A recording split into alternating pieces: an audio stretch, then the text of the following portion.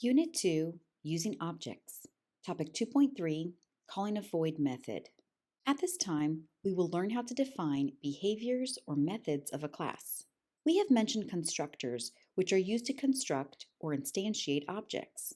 Now we will take a closer look at defining our object's behaviors, what they can or cannot do. An object's behavior refers to what the object can do or what can be done to it and is defined by methods. Let's continue creating our dog class and include a behavior called bark. What do you notice about this method?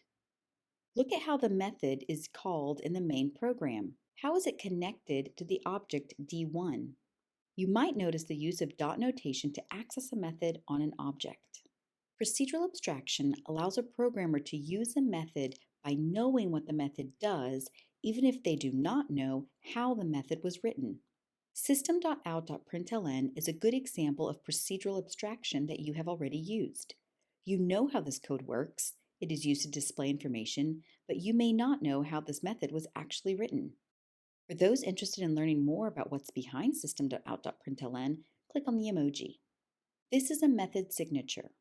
A method signature for a method without parameters consists of the method name and an empty parameter list.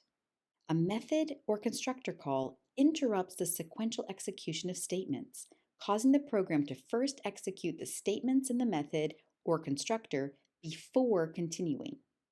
Let's look at this example. In the main program, an object of type dog has been instantiated. In line 7, the bark method is being called on object D1. At this time, the sequence execution of statements is interrupted and the statement in the bark method located in the dog class will run before moving on to line 8. In line 8, the happy method is being called on object D1. At this time, the sequence execution of statements is interrupted and the statement in the happy method located in the dog class will run before moving on to line 9. Now in line 9, the bark method is being called on object D1.